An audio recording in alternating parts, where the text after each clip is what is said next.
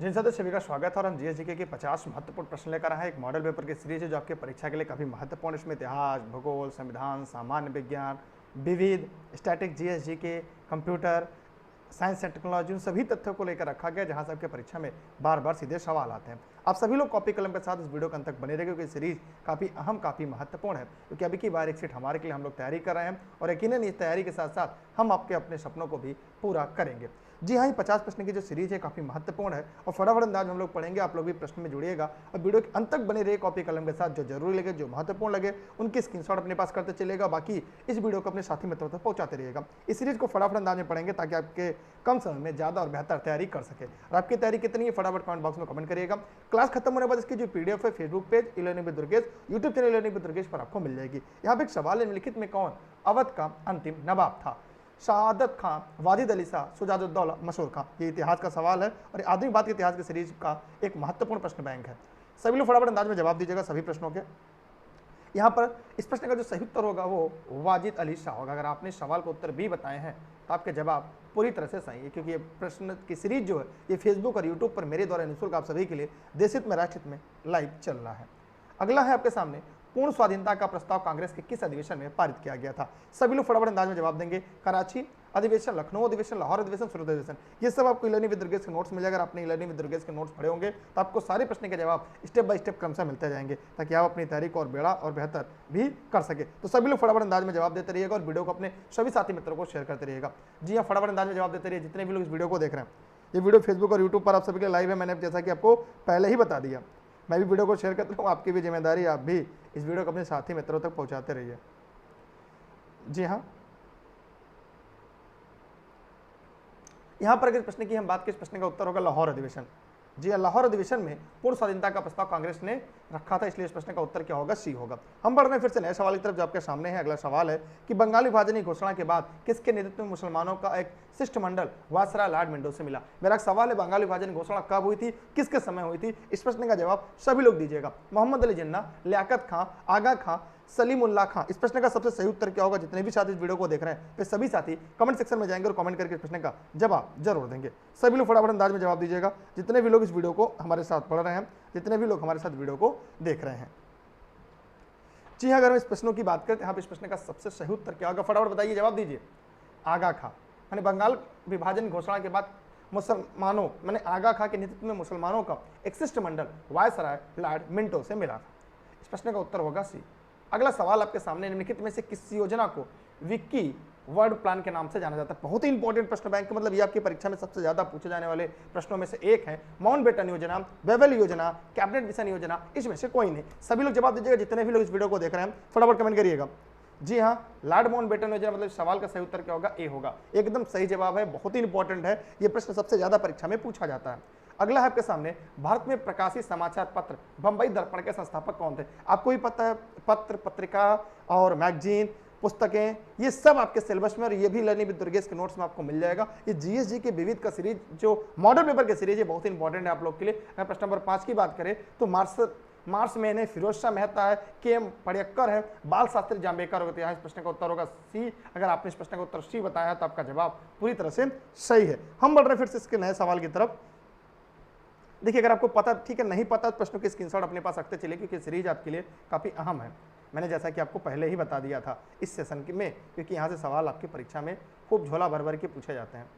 ठीक है, तो यहाँ पर अगर हम बात करें तो आपके सामने यहाँ पे जो प्रश्न बैंक है, प्रथम 3 आश्रम का उल्लेख किस उपनिषद में? बहुत इंपॉर्टेंट है, प्रथम 30 आश्रम का उल्लेख किस उपनिषद में है? ये बहुत ही इंपॉर्टेंट सवाल है। ये आप ई-लर्निंग विद दुर्गेश के जो नोट्स है उसमें आप पढ़ सकते हैं। छंदोग उपनिषद, जाबालोपनिषद है, बृहदारण्यकोपनिषद है, कंठोपनिषद है। इस प्रश्न का सही उत्तर क्या होगा? तो छंदोग्नि उपनिषद जो होगा यहाँ पे इस प्रश्न का उत्तर क्या होगा? ए होगा। अगर आपने इस प्रश्न का उत्तर ए बताया। चौथा मतलब इसके बाद की जो उपनिषद है उसका वर्णन कहाँ मिलता है? कमेंट कर बताइएगा। जो 3 आश्रम है, 3 आश्रम, तो प्रथम 3 आश्रम, चौथे आश्रम का उल्लेख कहाँ मिलता है? कमेंट बॉक्स में जाइएगा और कमेंट करके जवाब जरूर दीजिएगा जितने भी लोग इस वीडियो को देख रहे हैं। आगे बढ़ते हैं हम लोग अगले सवाल की तरफ। कौन सा भारत में सबसे बड़ा हड़प्पा कालीन स्थल है? सभी लोग जवाब दीजिएगा। ये भी इंपॉर्टेंट सीरीज है और ये परीक्षा के दृष्टिकोण सबसे ज्यादा महत्वपूर्ण है, क्योंकि जीएस की महत्वपूर्णता आप जानते हैं, कितना भी पढ़ते जाइए वो एक तरह से गागरे भरने वाला नहीं है और आपको डेली क्लास में टाइम से टाइम तक के लिए बने रहना होगा। तो जवाब दीजिए फटाफट प्रश्न का। जितने भी लोग इस वीडियो को देख रहे हैं, मोहनजोदड़ो, चहुंदड़ो, धौलावीरा और राखीगढ़ी, सबके जवाब आने चाहिए इस वीडियो के में। चाहे आप फेसबुक पे देख रहे हैं, चाहे यूट्यूब पर देख रहे हैं, कहीं भी देख रहे हैं, जवाब जरूर दीजिएगा। सभी लोग फटाफट जवाब दीजिएगा, जितने भी लोग इस वीडियो को लाइव सेशन में देख रहे हैं। जी हाँ, एकदम सही आप लोगों ने जवाब दिया। इस प्रश्न का उत्तर होगा राखीगढ़ी। अगर आपने इस प्रश्न का उत्तर बी बताया राखीगढ़ी, इसके जवाब पूरी तरह से क्या है आपके सही है। हम बढ़ रहे हैं फिर से नए सवाल की तरफ। सबसे बड़ा हड़प्पा स्थल क्या था? राखीगढ़ी था। अगला है आपके सामने, आर्यों के मूल निवास के संबंध में किस विद्वान का मत था कि इनका मूल निवास तिब्बत था? Max Muller, Ganganath Jha, Dayanand Saraswati, Sampurnanand. तो सभी साथी फटाफट अंदाज में जाएंगे और इस प्रश्न के सभी लोग जवाब देंगे और इस प्रश्न को अपने साथी मित्रों तक भी पहुंचाते रहेंगे। सभी लोग, जितने भी लोग इस वीडियो को देख रहे हैं, लेकिन मैं आपसे बार बार कहता जा रहा हूं, ये सीरीज बहुत इंपॉर्टेंट है, ये सीरीज बहुत अहम है। यहाँ से परीक्षा में सवाल खूब झोला भर भर के पूछे जाते हैं और हम चाहते हैं जो चीजें आपको पता है झोला भर भर के आते हैं, फिर जवाब दीजिए ना। अगर नहीं पता है तो इन प्रश्नों की स्क्रीनशॉट अपने पास रखते चलिए, क्योंकि यहाँ से आपके परीक्षाओं में खूब सारे सवाल आते हैं। जी हाँ, अगर हम बात करें आर्यों के मूल निवास संबंध में किस विद्वान का मत था इनका मूल निवास तिब्बत था? प्रश्न नंबर 8 का जवाब सभी लोग दीजिएगा, दयानंद सरस्वती जी का। जी हाँ, दयानंद सरस्वती जी का। इनके कोटेशन जो है ना आपके परीक्षाओं में खूब झोला भर भर के पूछे जाते हैं, तो इनके कोटेशन को भी आप लोग को याद करना है, इनके कोटेशन को भी आपको तैयार करके रखना है। चलिए हम और आगे चलते हैं, इसी के साथ इस नए सेशन की तरफ भी बढ़ते हैं। आगे हम लोग बढ़ते हैं, किस धर्म का मत है कि मोक्ष इस जीवन में भी संभव है? इसे प्राप्त करने के लिए मृत्यु आवश्यक नहीं है। माने किस धर्म में ये कहा गया है, किस धर्म का ये मत है कि मोक्ष इस जीवन में भी संभव है, इसे प्राप्त करने के लिए मृत्यु आवश्यक नहीं है? सभी साथी इस प्रश्न का जवाब देंगे। जितने भी लोग इस वीडियो को देख रहे हैं, वीडियो फेसबुक और यूट्यूब पर आप सभी के लिए निःशुल्क लाइव चल रहा है। फटाफट अंदाज में जवाब दीजिएगा, फटाफट वीडियो को शेयर करिएगा। जी हाँ, एकदम से जवाब दिया, जैन, बौद्ध और शैव धर्म। जितने भी साथी मित्र इस वीडियो को देख रहे हैं, सभी साथी मित्र इस प्रश्न का जवाब देंगे और फटाफट अंदाज में जवाब देंगे। जी हाँ, बौद्ध धर्म, एकदम सही आप लोगों ने जवाब दिया है बी। मतलब जितने साथी मित्रों ने इस प्रश्न का उत्तर बी बताया है, उन सभी के जवाब पूरी तरह से सही है। सभी को नमस्ते, सभी को प्रणाम। वीडियो को शेयर करते रहिए, लोगों तक पहुंचाते रहिए। अशोक के किस अभिलेख में स्वयं को सम्राट कहा? माने अशोक ने किस अभिलेख में स्वयं को सम्राट कहा है? सभी लोग जवाब देंगे, मास्की अभिलेख, गुर्जा अभिलेख, ब्राभु अभिलेख। सभी लोग इस प्रश्न का जवाब देंगे, जितने भी साथी इस प्रश्न को पढ़ रहे हैं। जवाब दीजिए, गलत है सही, सभी लोग जवाब दीजिए। जी हाँ, भाब्रू अभिलेख, मतलब इस प्रश्न का सही उत्तर क्या होगा? सी। अगर आपने इस प्रश्न का उत्तर सी बताया तो सही है। ये सब इतिहास के प्रश्न है जो परीक्षा के दृष्टिकोण से बहुत ही अहम और बहुत ही इंपॉर्टेंट है। अगला है आपके सामने, दशावतार मंदिर का निर्माण किस काल में हुआ? मैंने दशावतार जो मंदिर है इसका निर्माण किस काल में हुआ? गुप्त काल, मौर्य काल, गुप्तोत्तर काल, कुषाण काल, किसके समय हुआ है? सभी साथी जवाब देंगे प्रश्न नंबर 11 का। जवाब दीजिए सभी लोग। जी हाँ, ए। अगर आपने इस प्रश्न का उत्तर ए बताया, बताइए, जवाब दीजिए। जी हाँ, भाषा की अगर हम बात करें तो कन्नड़ है। अगला है आपके सामने, दिल्ली सल्तनत के किस शासक को शुद्ध अरबी के सिक्के चलाए थे? मोस्ट आईएमपी है। दिल्ली के किस सल्तनत के किस शासक ने शुद्ध अरबी के सिक्के चलाए थे? कुतुबुद्दीन ऐबक, रजिया सुल्तान, बलबन अल ततमिश। जवाब दीजिए सभी लोग, फटाफट जवाब दीजिए। अल्तुतमिश, मतलब सवाल का उत्तर हो गया आपका डी। इसकी पीडीएफ आपको टेलीग्राम पर मिल जाएगी, फेसबुक पेज पे मिल जाएगा। डेली क्लास के लिए आप लोग टेलीग्राम जरूर ज्वाइन कर रखिएगा सभी लोग, ताकि इसकी पीडीएफ भी क्लास खत्म होने के बाद आपको मिल जाए टेलीग्राम पर। जवाब भी देते रहिए फटाफट अंदाज में। किस महाद्वीप विस्थापन का सिद्धांत दिया? अभी तक हम लोगों ने इतिहास पढ़ लिया, अब यहाँ से भूगोल के सवाल हैं। अब देखिए सब्जेक्ट के हिसाब से आप कितना स्कोर कर पा रहे हैं, अपने आप को विषय के हिसाब से भी आंक सकते हैं कितने पानी में हैं। तो यहाँ पर इस प्रश्न का उत्तर सी पार्कर है, अल्फ्रेड वैगनर है, हैरी हेस है, एस.वाई. मैकेंजी है। तो बताइएगा, अच्छा हैरी हेस का संबंध किससे? कमेंट करके जवाब दीजिएगा। वैसे अल्फ्रेड वैगनर होगा। कॉन्टिनेंटल द्वीप थ्योरी जो है वो अल्फ्रेड वैगनर जी ने दिया था, इसलिए इस प्रश्न का सही उत्तर क्या होगा? बी होगा। हम बढ़ रहे हैं फिर से नए सवाल की तरफ, नए प्रश्न की तरफ। म्यांमार के साथ कितने भारतीय राज्य सीमा साझा करते हैं? बहुत इंपॉर्टेंट सीरीज है, ये मैंने पढ़ाया हुआ है, ये ई लर्निंग विद दुर्गेश के नोट्स में। नोट्स संबंधी अगर कोई भी जानकारी चाहिए इस नंबर पर व्हाट्सएप कर आप लोग जानकारी ले सकते हैं, जितने भी लोग इस वीडियो को देख पा रहे हैं। म्यांमार के साथ कितने भारतीय राज्य सीमा साझा करते हैं? प्रश्न नंबर 15 का जवाब सभी लोग दीजिएगा। 3, 5, 6, 4 सभी साथी जवाब दीजिएगा, जितने भी लोग इस वीडियो को देख रहे हैं फटाफट जवाब दीजिएगा।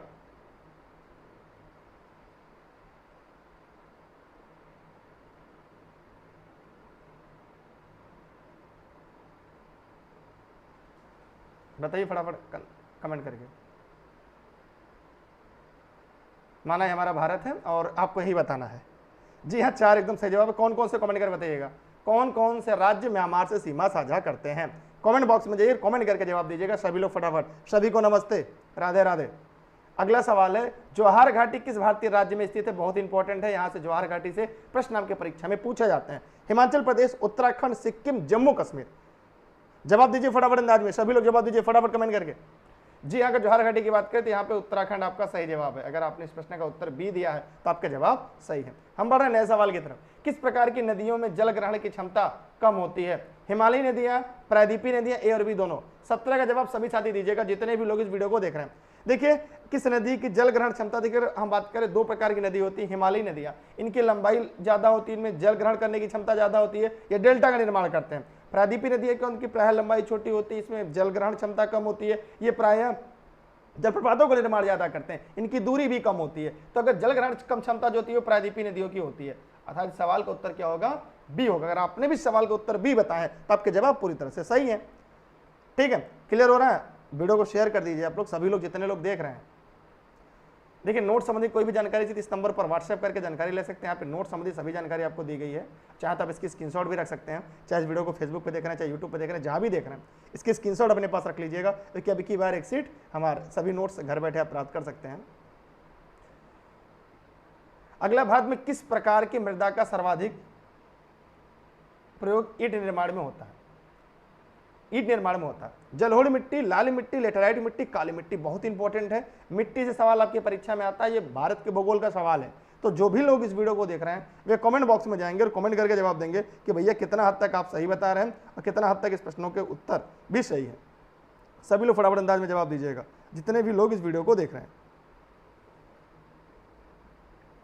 बताइए फटाफट कमेंट करके।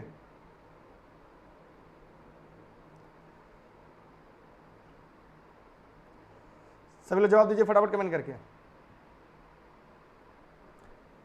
एकदम सही जवाब लोगों ने दिया। इस प्रश्न का उत्तर होगा लेटराइट मिट्टी। अगर आपने इस प्रश्न का उत्तर सी दिया है लेटराइट मिट्टी तो आपका जवाब सही है। मतलब जितने साथी मित्रों ने इस प्रश्न का जवाब सी दिया है उन सब के जवाब पूरी तरह से सही है। मतलब सभी लोगों ने यहाँ पर सी बताया है, उनके जवाब सही है।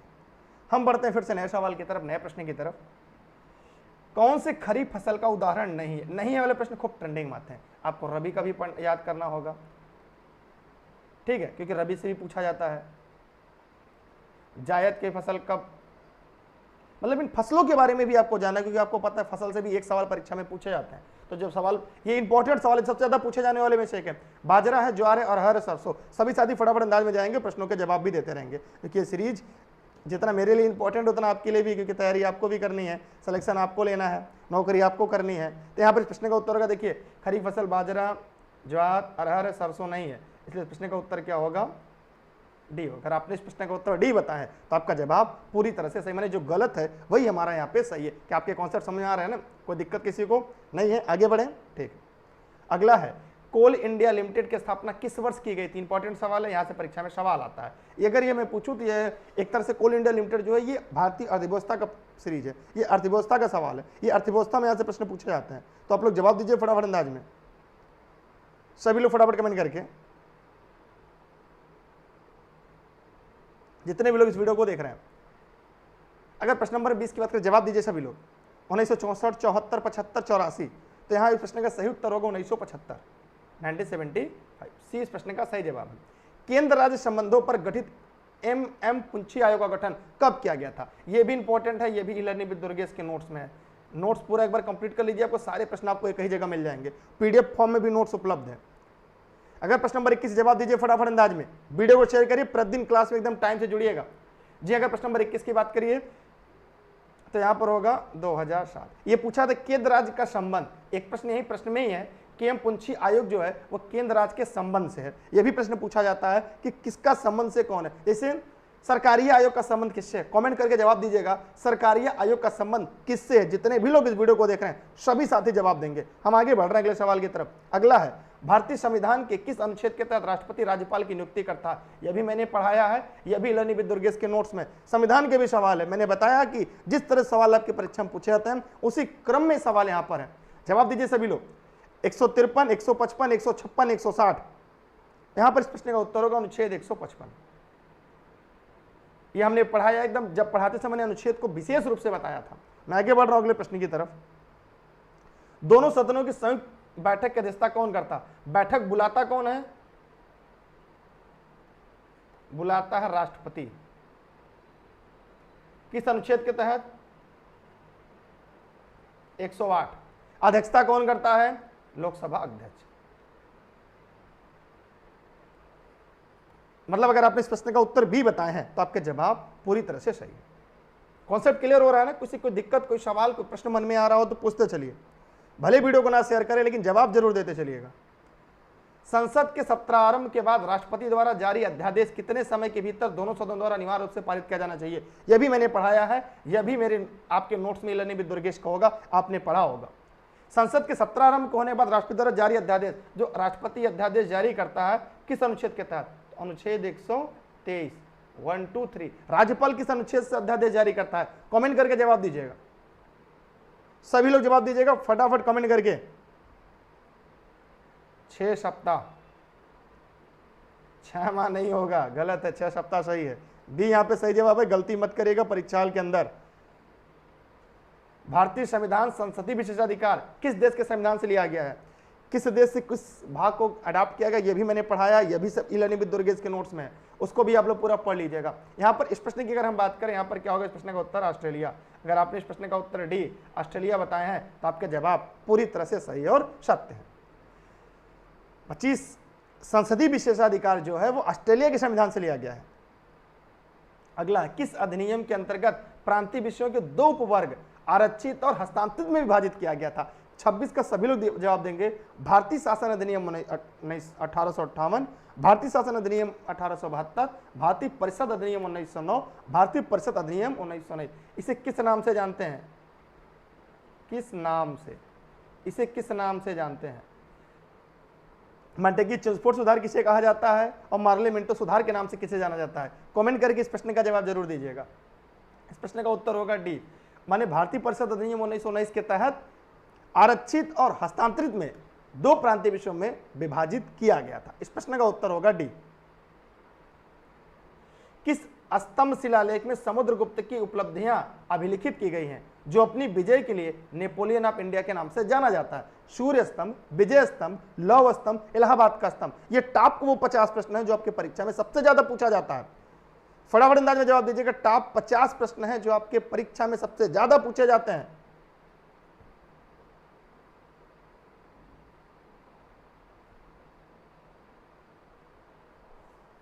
बताइए सभी लोग, जवाब दीजिए। गलत ऐसे सभी का जवाब आना चाहिए। इलाहाबाद।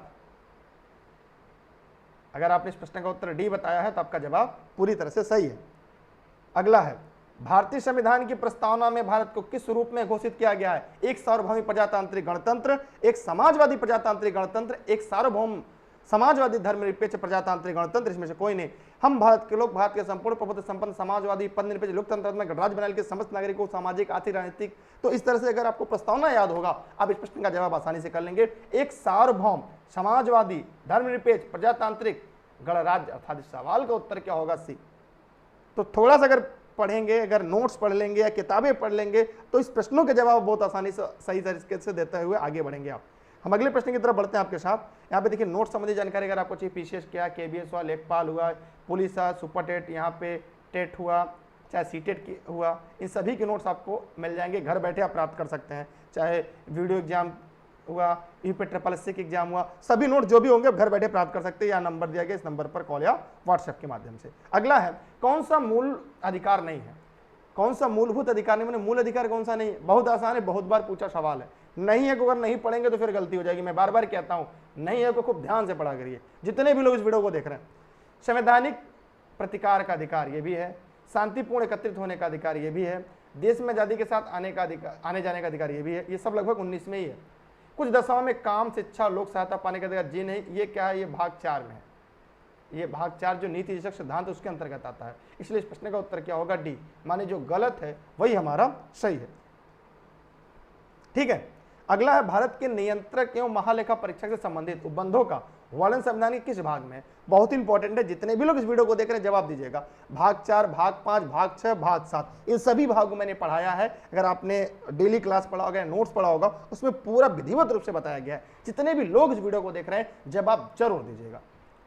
जी हाँ, क्योंकि अनुच्छेद कौन सा है 14A, तो यहां भाग होगा भाग 5, भाग क्या होगा भाग 5, ठीक है। नियंत्रक महालेखा परीक्षक केंद्र का हिस्सा, इसलिए भाग 5 के अंतर्गत यह आता है। इसकी स्क्रीनशॉट आप लोग लीजिए, जितना आप लोग पढ़ रहे हैं, जितना आप देख रहे हैं। अगला है प्रथम राजभाषा आयोग का गठन किस वर्ष किया गया था, बहुत इंपॉर्टेंट है। प्रथम राजभाषा आयोग के अध्यक्ष कौन थे, कमेंट करके जरूर जवाब दीजिएगा। 1955 में। अगला है समाचार पत्र निम्नलिखित में से किस सूची के अंतर्गत आते हैं, मोस्ट इंपॉर्टेंट। ये तीनों संघ, समवर्ती और राज्य सूची, ये तीनों जो है ये 7वीं सूची के अंतर्गत आता है।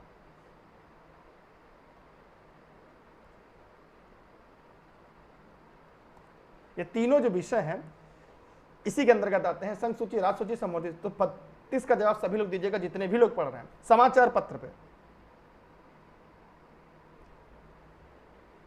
समवर्ती सूची, माने सी वालों के जवाब यहां पर सही है, ठीक है। अगर आपने इस प्रश्न का उत्तर सी बताया तो आपके जवाब सही। अगला, कौन सी पुस्तक प्रेमचंद द्वारा नहीं लिखी गई, नहीं वाला खूब पूछा जाता है। रंगभूमि, निर्मला, गोदान, यशोधरा, सभी लोग जवाब दीजिएगा जितने लोग वीडियो को देख रहे हैं।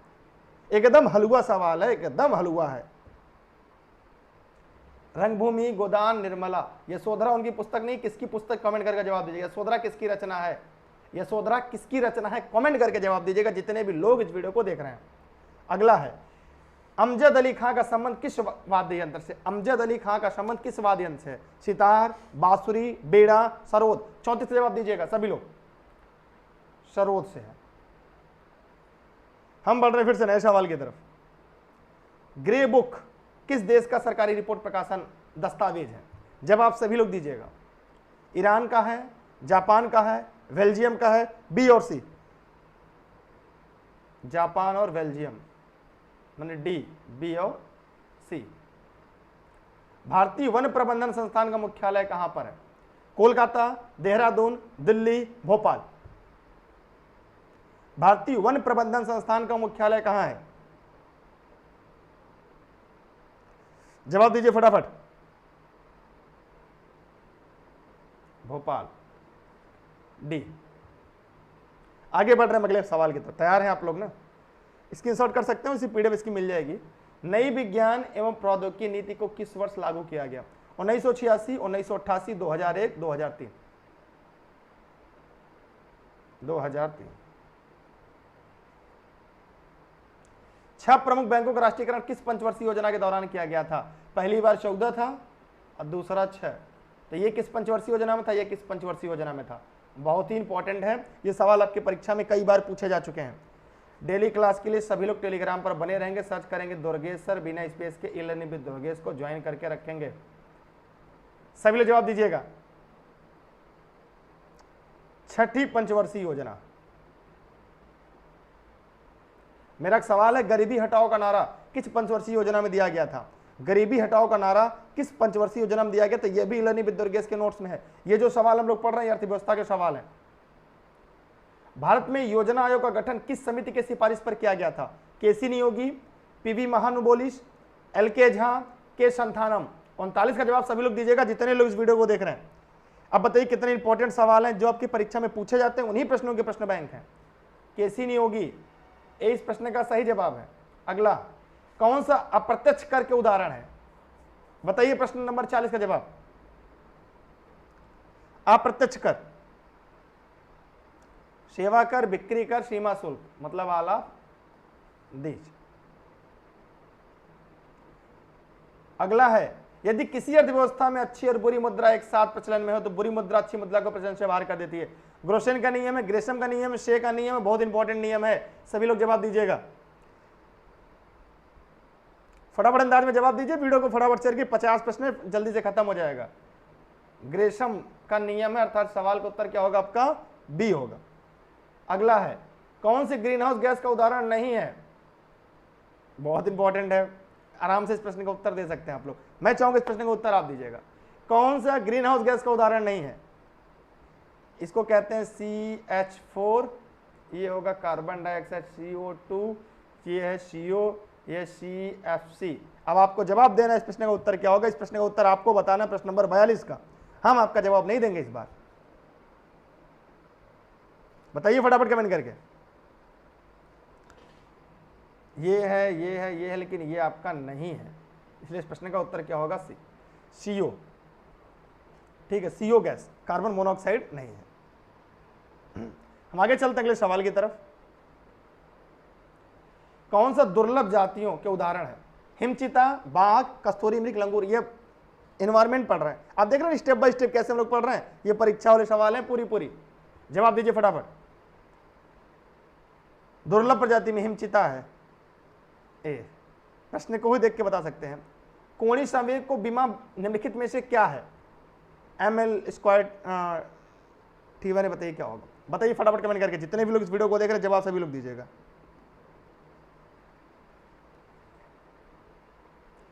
कौन सा एक सदिश राशि नहीं है?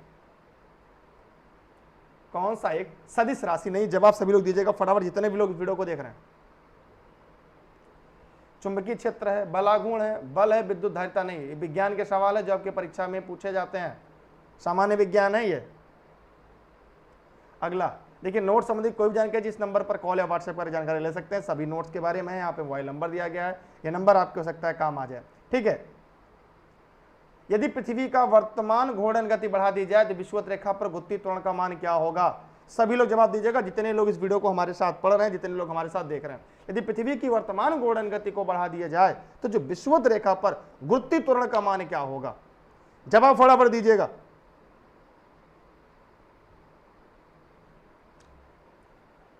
घट जाएगा। अगला, प्रकाश के एक माध्यम से दूसरे माध्यम पर जाने पर निम्न में से क्या नहीं बदलता? तरंग दैर्ध्य, आवृत्ति, वेग, ए और बी दोनों। जवाब सभी लोग दीजिएगा। प्रकाश के एक माध्यम से दूसरे माध्यम पर जाने पर निम्न में से क्या नहीं बदलता? विज्ञान के सवाल एनसीईआरटी है। आवृत्ति, बी। हीरा में कौन सा प्रसंस्करण पाया जाता है? Sp के पावर 3। चिली साल्ट पीटर का रासायनिक रूप क्या है? ये तो आप लोग रटे होंगे, नोट्स में था, NaNO3। ये आज के टॉप 50 प्रश्न जो यहाँ पर आपके समाप्त होते हैं। अगले दिन फिर टॉप 50 प्रश्नों के साथ हम आपके साथ मिलेंगे इसी समय। फटाफट अंदाज में पढ़ेंगे ताकि कम समय हम ज़्यादा प्रश्नों को हल कर सके। टेलीग्राम पर आप सभी साथी जितने भी लोग वीडियो को देख रहे हैं, दुर्गेश सर सर्च करके ई-लर्निंग विद दुर्गेश के साथ जुड़े रहेंगे सभी साथी। और क्योंकि सभी क्लास की लिंक आपको टेलीग्राम के माध्यम से ही मिलेगी। ई-लर्निंग विद दुर्गेश ऐप आप प्ले स्टोर से डाउनलोड कर सकते हैं। घर बैठे सभी नोट्स के लिए इस नंबर पर व्हाट्सएप या कॉल करके आप जानकारी ले सकते हैं। मेरे द्वारा सभी क्लासें निःशुल्क आपके लिए देशहित में राष्ट्रहित में चलती हैं। ये सभी क्लासें फेसबुक और यूट्यूब पर आपके लिए लाइव चल रही हैं। अगर चैनल पर नया है सब्सक्राइब करके बेल आइकन दबा के रखिएगा। और इस वीडियो को अगर फेसबुक पर देख रहे हैं तो शेयर करिएगा, यूट्यूब पर देख रहे हैं तो वहाँ भी शेयर करिएगा। फॉलो नहीं किया तो फॉलो कर रखिएगा। चैनल पर नए हैं सब्सक्राइब करके बेल आइकन दबाइएगा। इसके अलावा और यूट्यूब चैनल है स्टडी विद दुर्गेश सर, उसको सब्सक्राइब कर लीजिएगा। Super Ted with Durgesh sir, उसको भी सब्सक्राइब करके बेल आइकन दबाइएगा। तो यहाँ पर प्रश्न का उत्तर क्या होगा? जवाब दीजिएगा। अमरबेल निम्नलिखित में से किसका उदाहरण है? ये सवाल आपके लिए है। ये फटाफट अंदाज हम लोगों ने 50 प्रश्न पढ़ लिया, कब खत्म हो गया पता भी नहीं चला ना। बताइए, जवाब दीजिए फटाफट। सभी लोग जवाब दीजिए फटाफट कमेंट करके। परजीवी, मतलब इस प्रश्न का उत्तर क्या है? डी। तो टॉप 50 प्रश्न हम लोगों ने पढ़ लिया जो आपके लिए परीक्षा के दृष्टिकोण से बहुत अहम, बहुत इंपॉर्टेंट था। ये इसी रूप से क्रमवार रूप से आपके साथ चलता रहेगा। आप लोग इस वीडियो को शेयर करेगा, अपने साथी मित्रों को जोड़ कर रखेगा, क्योंकि अभी की बार एक सेठ हमार का सपना पूरा करना है। ये जीके की 50 टॉप की मॉडल लेवल की सीरीज थी जहाँ पर हमने सभी विषयों के साथ निचोड़ को पढ़ा है, ताकि परीक्षा में यहाँ से जब भी प्रश्न आए तो गलत ना होने पाए। थैंक यू सभी का।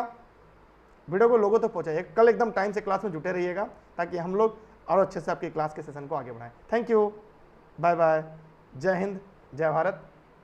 कोई सवाल पूछ लीजिएगा। वीडियो को अगर अभी तक नहीं शेयर किया तो शेयर जरूर करिएगा, ठीक है। जितने भी लोग इस वीडियो को देख रहे हैं कि आप लोग शेयर करिएगा, लोगों तक पहुँचाइएगा, क्योंकि आपकी भी उतनी जिम्मेदारी जितनी की मेरी।